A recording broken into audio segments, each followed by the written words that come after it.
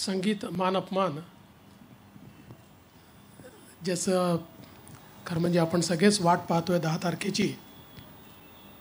त्याचे दिग्दर्शक आणि आपल्या सर्वांचे लाडके अभिनेते सुबोध भावेजी, ज्योती देशपांडेजी,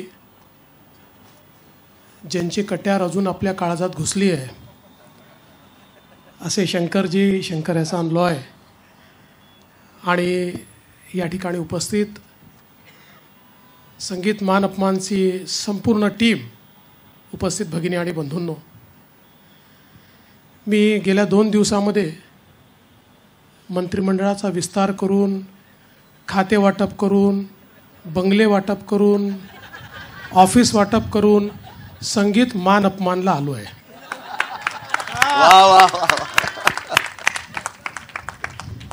आमच्याकडे मान अपमान मनात होतो, त्याचं संगीत मीडियात वाजतं। पण मला अतिशय आनंद आहे की या क्षणाचा साक्षी मी होऊ शकतोय।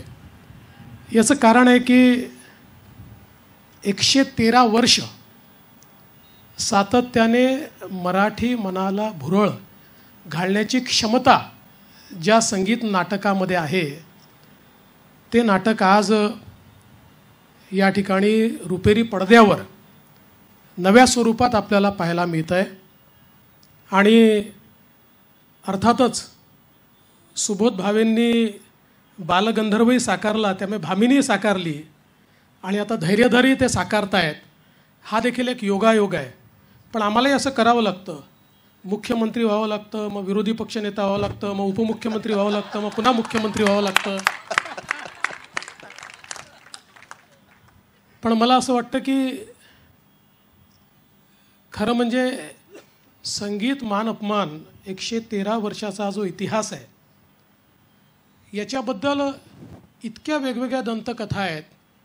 म्हणजे लोक असं देखील सांगतात की एक काळ असा होता की सोन्याचा जो भाव होता त्यापेक्षा देखील जास्त दरात त्याची तिकीटं विकली गेली, किंवा अगदी म्हणजे स्वातंत्र्याच्या लढ्यामध्ये देखील ज्यावेळी टिळक स्वराज्य ट्रस्ट करता पैसा जमा करायचा होता, त्यावेळी याच संगीत मान अपमानचे अनेक त्या ठिकाणी प्रयोग करण्यात आले, आणि म्हणून एक मोठा इतिहास या ठिकाणी आहे। आणि ही जी संगीत नाटकांची एक परंपरा जी खऱ्या अर्थानं मराठी भाषेला लाभलेली आहे, मराठी भाषा अभिजात भाषा झाली, पण आपलं संगीतही तेवढंच अभिजात आहे, नाट्यसंगीतही तेवढंच अभिजात आहे। आणि या सगळ्या परंपरा ज्या आहेत, या परंपरा नवीन स्वरूपामध्ये आपल्या नव्या पिढीसमोर येणं हे देखील अत्यंत आवश्यक आहे। कदाचित मला माहिती नाही किती पदं त्याच्यामध्ये होती, तुम्ही मगाशी सांगत होता 67 कदाचित 67 पदं ऐकण्याचा पेशन्स किंवा तेवढं धैर्य आजकालच्या धैर्यधरांमध्ये नसेल।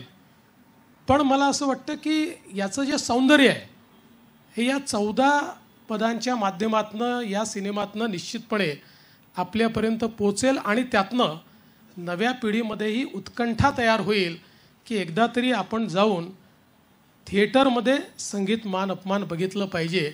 आणि मला असं वाटतं की एक प्रकारे जी आपली संस्कृती आहे, जी आपली कला आहे, जे आपलं संगीत आहे, या सगळ्या गोष्टींना रिइन्व्हेंट करणं, अशा प्रकारे हा सिनेमा आज आपल्यासमोर येतो आहे। आणि ट्रेलर इतका सुंदर आहे तर पिक्चर काय असेल। त्यामुळे मी खरोखर सुबोधजी आपलं अतिशय मनापासून अभिनंदन करतो, आणि संपूर्ण टीमचं मनापासून अभिनंदन करतो। आणि अर्थातच संगीताशिवाय संगीत मान अपमान होऊच शकत नाही। शंकरजी, आपलं अतिशय मनापासून मी अभिनंदन करतो।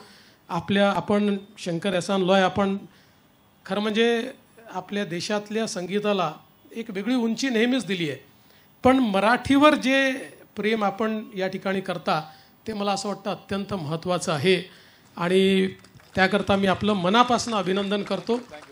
आणि मगाशी सुबोधजी म्हणाले, ही गोष्ट देखील खरी आहे की या आमच्या कार्यकाळामध्ये आता आपला जो काही मराठी सिनेमा आहे, मराठी थिएटर आहे, आपला जो विविध कलांचा आविष्कार आहे याला योग्य व्यासपीठ मिळालं पाहिजे या दृष्टीनं निश्चितपणे काम करण्याची आमची देखील इच्छा आहे.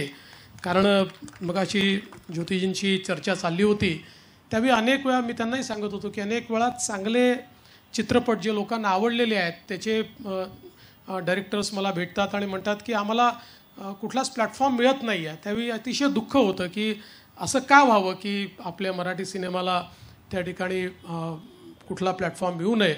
पण मला असं वाटतं की त्याच्यावर त्याही वर्किंग करतात. आपण सगळे मिळून वर्किंग करूया आणि हा जो काही आपला संपूर्ण अभिजात अशा प्रकारचं कला आविष्कार आहे हा सगळ्या प्रकारच्या प्लॅटफॉर्मवरनं लोकांपर्यंत पोचला पाहिजे अशा प्रकारचा प्रयत्न निश्चितपणे आपण सगळे मिळून करू. मी पुन्हा एकदा सुबोधजी खूप मनापासून तुमचं या ठिकाणी अभिनंदन करतो आणि हा विश्वास व्यक्त करतो की संगीत मान अपमान सर्व रेकॉर्ड तोडेल. सगळे रेकॉर्ड तोडून हा अतिशय प्रेक्षकांना भावेल आणि आम्ही देखील निश्चितपणे मी तो पाहणारच आहे. त्यामुळे फक्त आता तो कधी पाहायचा आणि कोणाकोणासोबत पाहायचा याचं नियोजन मी लवकरच करेन आणि त्याला नक्कीच अमृताला म्हणजे माझ्या पत्नीला देखील मी घेऊन येईल. आज खरं म्हणजे तिला जास्त आवडलं असतं याला पण मी विसरलो तिला सांगायचं. तुम्ही मला सांगितलं होतं पण हे कट करून टाका एडिट करून टाका हे तिच्यापर्यंत पोचू देऊ नका अशी मी तुम्हाला विनंती करतो. आणि पुन्हा एकदा या अतिशय चांगल्या लॉन्चला आपण मला बोलवलं त्याबद्दल अतिशय मनापासून आपले आभार मानतो आणि पूर्ण टीमला शुभेच्छा देऊन माझे 2 शब्द संपवतो. धन्यवाद. जय हिंद, जय महाराष्ट्र.